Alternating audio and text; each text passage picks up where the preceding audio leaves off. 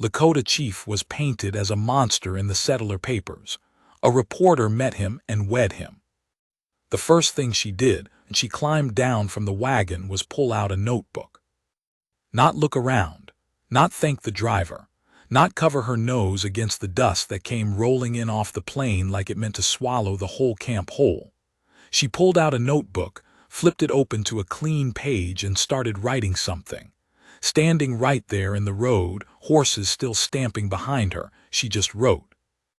I watched her from the ridge, hadn't meant to.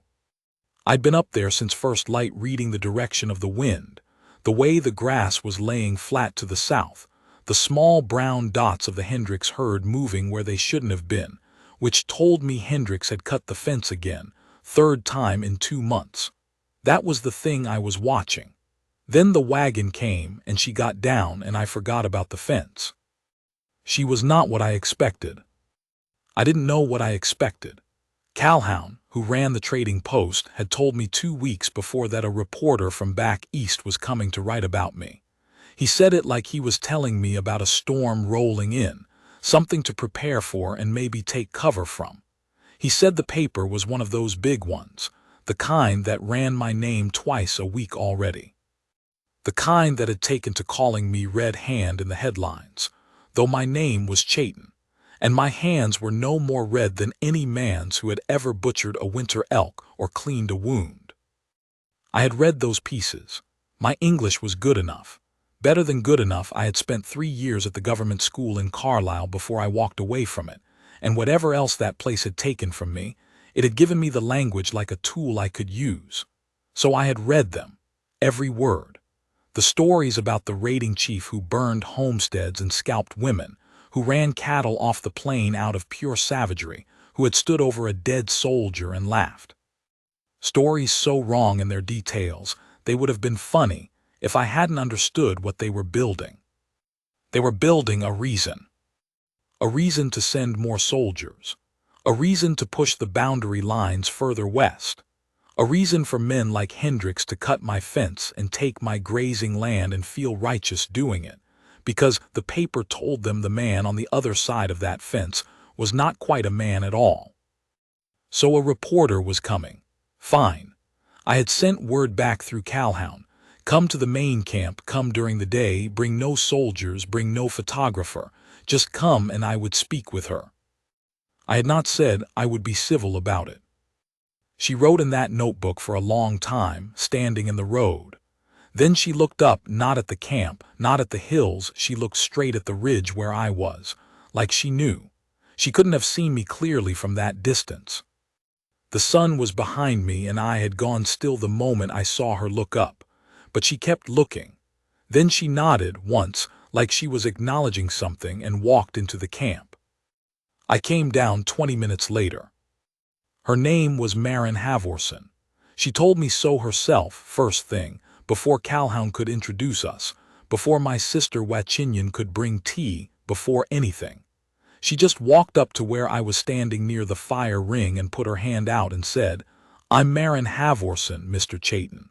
I'm grateful for the chance to speak with you." Nobody called me Mr. Chayton.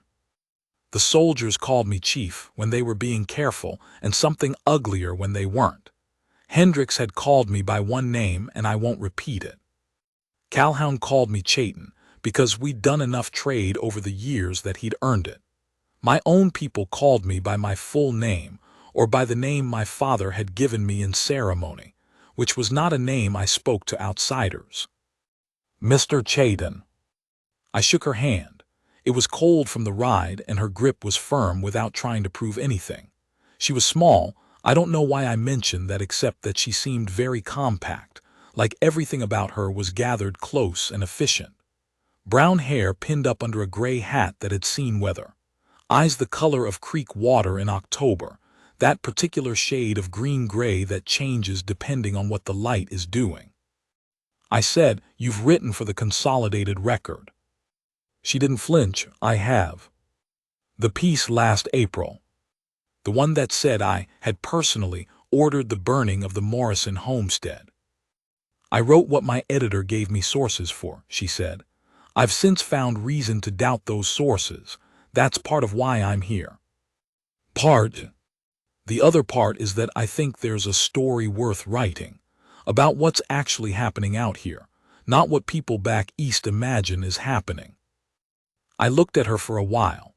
Wachinian was watching from the door of the lodge with that expression she used when she was reserving judgment, which meant she was already judging.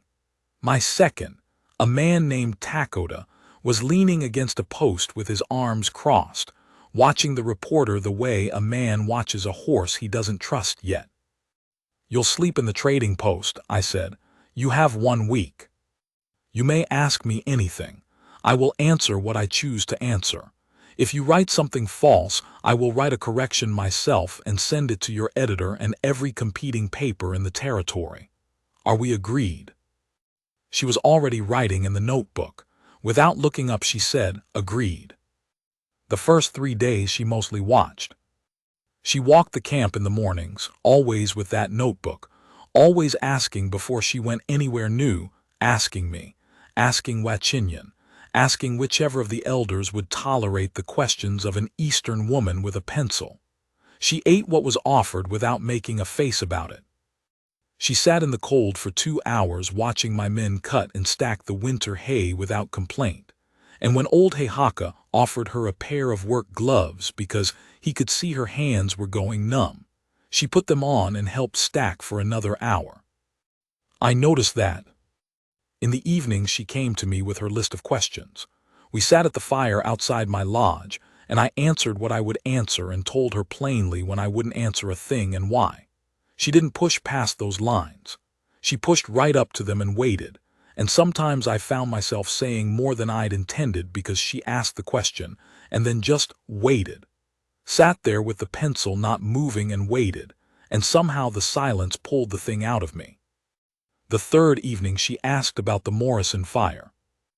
I had been expecting it. I knew she'd been talking to the Morrisons' nearest neighbor, a widow named Scott who had been in the territory longer than most of the new settlers, and who had a different memory of events than the paper had printed. "Tell me what you know," Marin said. I told her. I told her that my men had been 12 miles south of the Morrison place the night it burned. I told her the names of every man who could confirm it, and some of those names were white men, cattlemen who had been working a roundup on the Briggs land and had shared a camp with us for 3 nights. I told her that the man who had burned the Morrison homestead was a speculator named Osgood who wanted the Morrison grazing rights and had been refused twice, and who had left the territory the morning after the fire, which no one had printed, because Osgood had a cousin on the territorial assembly. She wrote every word. Her pencil moved fast and sure. Then she looked up and said, "Why haven't you told anyone this before?" "I've told it to the army twice," I said. "I've told it to the territorial governor's office. I told it to the first reporter who came here, 18 months ago, a man named Fletch who wrote 3 paragraphs about my lodge and 1 sentence about my account, and attributed that sentence to an unnamed source." She was quiet for a moment. The fire popped. "That was one of my colleagues," she said. "I know." She closed the notebook and set it on her knee and looked at the fire, not at me. She had a habit of doing that when she was thinking, looking somewhere else, like she needed to not be looking at you in order to see something clearly. "I'm going to write what's true," she said. "I want you to know that. I'm not promising it runs the way I write it. I'm not promising my editor doesn't pull half of it, but I will write it true." I looked at her profile in the firelight. The way her jaw was set, she wasn't performing anything. She was just telling me a fact about herself. "I know," I said again. On the 4th day, I took her out to the eastern boundary. I wanted her to see the cut fence. I wanted her to see where Hendrick's herd had grazed through ground my people needed for our own animals, and I wanted her to see it with her own eyes before the snow came and smoothed the evidence over. Lakota thought it was a risk. He said so directly, which I respected. He said the woman seemed honest enough, but honesty didn't mean loyalty, and loyalty was what we needed. I told him I wasn't looking for loyalty. I was looking for accuracy. There was a difference. We rode out at sunrise. Marin on a roan mare Calhoun had lent her that she handled better than I expected. She rode like someone who'd learned as a child and hadn't forgotten. The land was iron cold and flat, and the sky had that thin, bright quality it gets in November, where there's more light than warmth, and it makes everything look freshly cut. I showed her the fence. 4 posts pulled clean, wire rolled back and left in the grass like someone hadn't even bothered to hide it. She got down and crouched and looked at the ground and wrote in the notebook with her gloves on, which she'd started doing after watching old Heihaka. Her handwriting must have been very small. I showed her the grazed section, the hoof-churned ground, the place where my men had found one of Hendricks' calves that had gotten separated and been kept for 2 days before I sent it back, with a letter noting what had happened and what I expected in the way of compensation. Hendricks had not replied. I showed her the letter I'd sent. I had brought a copy. She read it twice. "This is very formal," she said. "I know how they expect me to communicate." She looked at me. "Who's they?" "Anyone I need something from." She wrote that down. I hadn't intended for her to write it down. I just said it plainly, the way you say a thing that's so familiar it doesn't feel like anything anymore. But she wrote it, and I saw her expression do something, not pity. I couldn't have stood pity, something more like recognition. Like someone who also knew what it was to perform a version of themselves for rooms full of people who needed that performance in order to hear you. We ate at midday on a flat rock near the creek, dried meat and hardtack, and the tea she had learned to make the way Wachinyan had showed her, with the dried berries steeped in. The horses grazed in the brown grass nearby. The wind had died, and it was the kind of quiet that you can only get 50 miles from anything built by men. She asked me how old I was. 41, I told her. She said she was 34. She said it like a fact she was used to defending, which made me think people had opinions about her age in relation to what she was doing with her life. I didn't say that. I just nodded. She asked about my wife. She asked it carefully, not like she was digging, but like she'd noticed the absence and thought it would be dishonest to keep pretending she hadn't. I told her. Hampy had died in the winter of '81. Fever. We'd had 7 years together and no children, which had been a grief to us both, though we'd stopped saying so after the 3rd year and had simply gone on living around it the way you go around a rock in the middle of a river. She had been a laughing woman, Hampy. She had laughed at me more than anyone alive, and I had loved her for it. Marin didn't say she was sorry. She nodded and looked at the creek. "She sounds like someone worth grieving," she said. I hadn't been called upon to say thank you for something in a long time. I said it anyway. The 5th day she met with Hendricks. I hadn't asked her to. She told me after, matter-of-factly, the way you report something that's just business. She'd ridden to his spread with Calhoun and asked him to sit for a conversation. And he had, because men like Hendricks had a weakness for reporters and cameras, and the idea that their version of things was going to be the version that lasted. She told me what he said. He'd called me a squatter. He'd called the fence dispute a misunderstanding and said his men had gotten confused about the boundary line, which was the same thing he'd said when I wrote him the letter, and it was a lie both times. He'd said I was difficult to reason with, and that the territory would be better served if the government moved my people further north. I listened to all of it without my face changing. I'd had years of practice. Then she said, "He also said you've been stockpiling rifles in preparation for a raid on Dumont's Pass." The cold went all the way through me. Not from surprise. I had expected something like that eventually. It was always the thing they reached for, but because hearing it from her mouth made it real in a way it hadn't been when I'd only imagined it. "And you wrote it down," I said. "I wrote it down," she said. "I write everything down. Writing it down isn't the same as printing it. In my experience, it often becomes the same." She looked at me steadily. "Do you want to tell me what you're actually storing in the Northern Lodge?" I told her. Winter feed, medical supplies, bandages, carbolic, laudanum for the elders with joint pain. 2 rifles that were mine personally and 6 that had been declared surplus by the Army and sold legally to Calhoun, who had sold them to me for camp protection. Every transaction documented. "I can show you the documents," I said. "I'd like to see them," she said. I pulled them out. I had them with me because I had started carrying documents the way some men carried weapons, because I knew that one day I would need them, and the time to find them would be exactly 0. She read them and wrote down the relevant numbers and dates.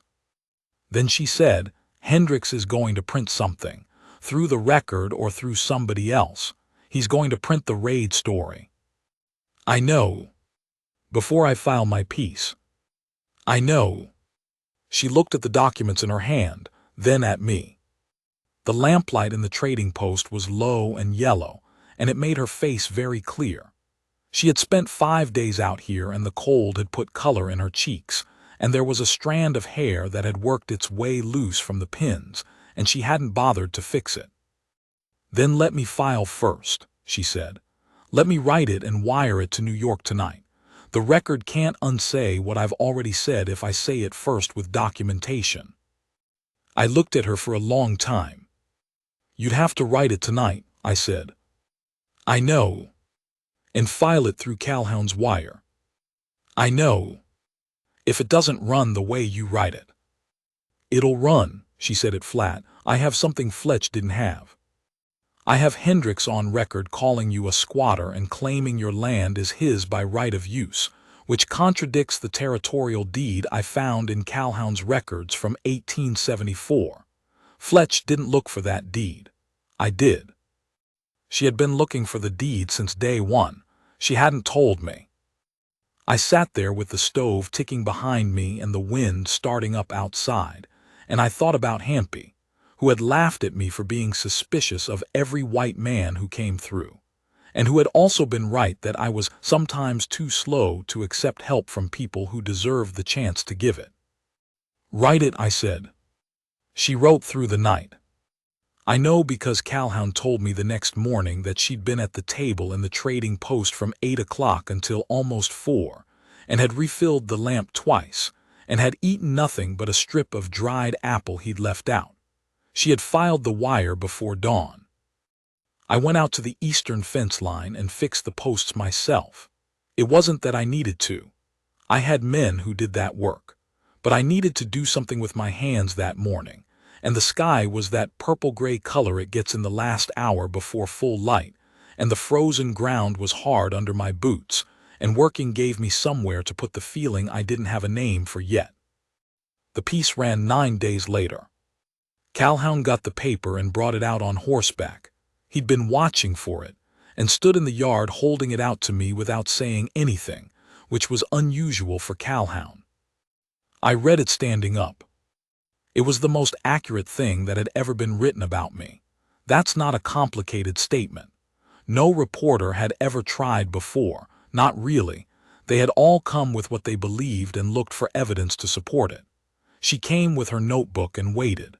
She had a gift for writing what she saw instead of what she'd expected to see, and the two things were very different in her case. The piece covered the fence dispute with the deed and the documents. It covered the Morrison fire with the names of my white witnesses. It covered the rifle inventory. It described the camp in detail that made it human. The children, the winter preparation, the way the elders told stories at night, the sound of it. It described me. This is what it said about me. I remember it word for word. Chayton speaks with the precision of a man who has learned that imprecision costs him. He is not warm in the way that makes strangers comfortable, but he is patient and thorough, and his word appears to be absolute. 3 days in his camp suggests a leader who has been carrying the burden of his people's survival so long it has become simply his posture. The way he stands, the way he looks at the fence line, the way he reads a document twice before setting it down. I had to put the paper down for a minute. Nobody had written about me like I was a man doing a hard job and doing it well. They had written about me as a problem, as a threat, as a mascot, as a symbol of something dying. Not as a man with responsibilities and a reputation worth having, and a way of doing things that meant something.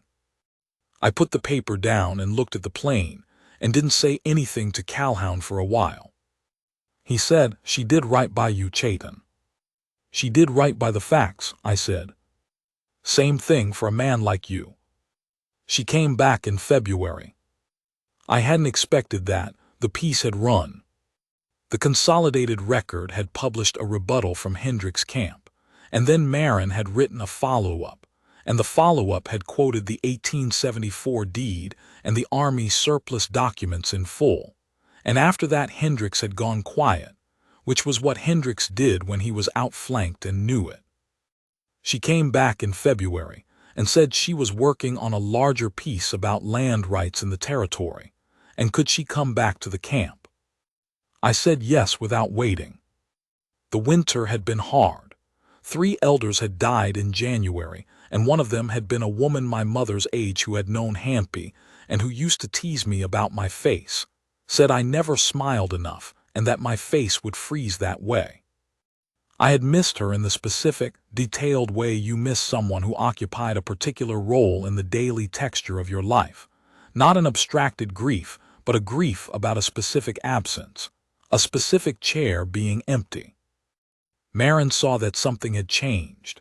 She noticed things the way you notice things when you're paying attention, not to be polite, but because you actually want to know. The 3rd evening she asked and I told her, and we sat by the fire the same as before, and I talked about the 3 elders for a long time, longer than I'd talked about them to anyone, while she listened and didn't write, and the fire went down to coals. Then she said, "I keep thinking about coming back here." I looked at her. "Not for the peace," she said. "I mean for the peace, but also I kept thinking about this fire, this particular fire." The coals were orange in the dark. I could hear the horses moving in the corral. "That seems like something worth paying attention to," I said, "when a person keeps thinking about a place." "Or a person," she said. She was looking at the coals, not at me. "I don't say that to make something complicated that isn't my place to make complicated. I thought you should know, because you deserve to know when someone is thinking about you, and it's not because you're a story." I had not had anyone say anything like that to me in a long time. Maybe not since Hampy, and Hampy had mostly said it through her actions rather than words, through the way she handed me things and leaned against my shoulder in the evenings and laughed when I was being too serious about something that didn't need seriousness. I said, "You're a reporter from New York." "Philadelphia, originally, and reporters go where there are things worth writing about."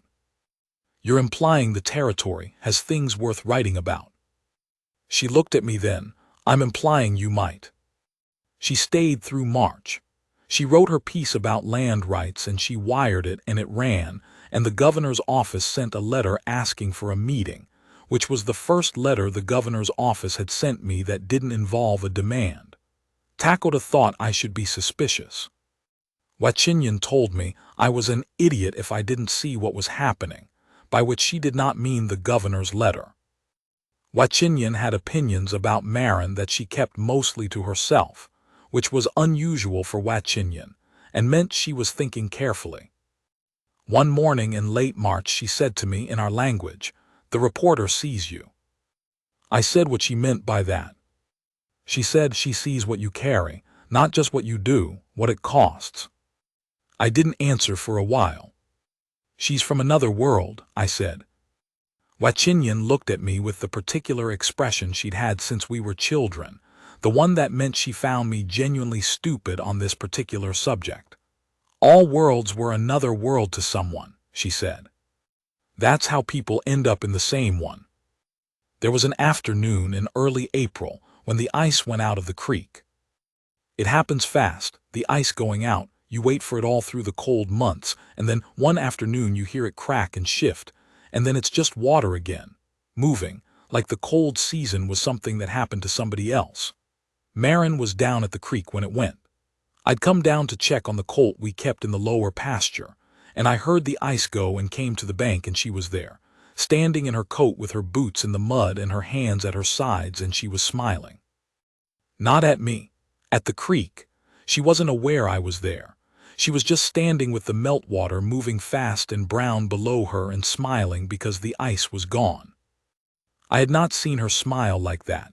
I had seen her smile when something was useful, or when Heihaka told a joke, or when a thing she'd written came out right. Those were smiles of function, you might say. This one was different.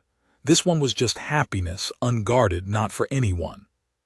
I made enough noise that she heard me coming and turned around. The happiness was still in her face. She didn't put it away. "Did you see it go?" she said. "I heard it." She looked back at the water. "I've been waiting for that since January. Wachinyan told me when it went it would sound like a gunshot, and she was right. Wachinyan is right about most things." "She told me that too," she laughed. It wasn't a big laugh, just a real one. I stood next to her on the bank and we watched the water run for a while. The cottonwoods had the red tinge at their tips that meant they were about to bud. The air smelled like cold earth and snowmelt, and the particular clean smell that comes after winter, like the land has been holding its breath for months and is finally letting it out. She turned to look at me. The creek water was loud and the wind was in the cottonwoods, and she looked at me the way she'd looked at the water, steadily, without any calculation in it, like she was just seeing what was there. "I want to stay," she said. I knew what she meant. She wasn't talking about the week. "I know," I said. "I know you know." Her voice was even. She'd been thinking about how to say this for a while. "I'm not asking for anything. I'm telling you because you told me once that you'd learn to carry documents instead of assuming the truth would speak for itself. And I thought you deserved to know that I'm not going anywhere unless you need me to." The creek ran. My heart did something it hadn't done in years. Not a soft thing. Something older and more structural, like a timber settling into its true position after a long time slightly misaligned. I put my hand out. She looked at it. Then she put her hand in mine, her cold fingers against my palm, and I held on. We stood there while the creek ran and the ice finished going out and the cottonwoods moved in the April wind. I didn't say anything grand. I wasn't a man for grand. I said, "Then stay." We were married in June. Calhoun's wife, Rosa, had a lot of opinions about the ceremony and offered most of them. Wachinyan had a competing set of opinions and offered all of hers. Lakota observed the proceedings with his arms crossed and the expression of a man trying to decide if he was pleased, which I knew from long experience was just the face he wore when he was very pleased. It was both ceremonies. Marin had asked for that. She'd said it in March, before I'd asked her anything, before anything was decided. She'd said, "If this becomes what I think it might become, I want both. I want to do it the right way in both worlds." She had thought about it before it was necessary to think about it, which was a thing I understood because I did the same thing with problems that mattered. Her parents came from Philadelphia. Her father was a quiet man who shook my hand and held it for a moment with both of his and didn't say much, but said it clearly with his eyes. Her mother asked me a great many questions about the land and the horses and winter supply, and I answered all of them. And by the end she had accepted me in the way of a woman who is honest with herself about what she had expected and what she found. Wachinyan wore her good dress and cried during the part of our ceremony where two people's lives are spoken aloud before the people and then bound. She would deny having cried if you asked her. I want to tell you about a night in January, 3 years after we married. There had been a meeting with the new territorial commissioner, a man named Aldert who had replaced the previous commissioner and who came in with different ideas. Different enough that, after the meeting, Lakota had said quietly that he thought things might change, which from Lakota was considerable optimism. I had come home. Home was the lodge, expanded now, with a room I'd added in the second year, and Marin was at the table reading through her correspondence. She wrote pieces still. She had a reader in New York and a reader in Philadelphia, and she filed when she had something true to file, which was most months. The territory did not stop providing material. She looked up when I came in and read my face. She didn't ask what happened. She stood up and came to where I was, and she put both hands on my chest, right where the coat lay, and looked up at me. She was looking for the thing I was carrying, and she found it, the particular weight of a meeting that goes better than you expected, and is therefore almost harder to hold than a meeting that goes badly, because hope is harder to carry than certainty. "Tell me," she said. I told her. Everything, Aldert's approach, the questions he'd asked, the things he'd implied about the boundary review, Takoda's reading of it. She listened with both hands still on my chest, warm through the coat, and when I was done she nodded slowly. "He's going to be better than the last one," she said. "Maybe." He asked about the 1874 deed. She was the one who'd found that deed. She knew its implications better than Aldert did. That means someone told him it existed. Someone in his office was paying attention. I put my hands over hers. Her hands were small against my chest. I could feel her warmth. "You've been working on this for 3 years, I said. "We've been working on it," she said. "Don't do that, don't put it on one side." "All right." She pressed her hands against me, deliberate. "How do you feel?" I had to think about it, not because I didn't know, but because I hadn't had much practice being asked. "Like something might be turning," I said, "like when the ice goes out." She smiled. That real smile, the one I'd first seen at the creek in April, the one that wasn't for anyone but just was. "Good," she said. "Hold on to that." She didn't let go of my coat. I didn't let go of her hands. Outside, the wind was moving across the plain in the dark, same as it always had, same as it would for a long time after us. But inside the lodge the lamp was burning and her hands were warm, and I had the feeling, not a soft feeling, something more like bedrock of being known, fully known, by a woman who had come to write the story of a monster and found a man doing the hardest job he could find and doing it as well as any man alive, and had decided with her whole clear-eyed will to stay beside him. I had carried a lot in my life. Responsibility, grief, suspicion, the weight of what my people needed from me every single day. I had learned to carry it without showing how heavy it was, because showing it cost things I couldn't afford to spend. I was still carrying it. I would be until I was in the ground. But her hands on my chest, small and warm and not going anywhere, made it possible to feel the weight without being reduced by it, made it possible to stand straight under the thing. She looked up at me in the lamplight. "What?" she said. "Nothing," I said, "just looking." She raised an eyebrow. She had a very particular raised eyebrow that she used when she thought I was being indirect, which she'd been using on me for 3 years, and which still made something in me want to smile even when I didn't let it. "You're allowed to just look," I said. Her expression softened. She turned one hand over under mine and held on. The lamp burned. The wind moved. The plain was dark and cold and wide all the way to the horizon, and I was here, inside, with the woman who had seen me, not what the papers said, not what the soldiers assumed, not what my enemies needed me to be, but what I actually was. And she had decided that was worth staying for. The lodge was warm. I was a man worth the trouble. That was enough. That was everything.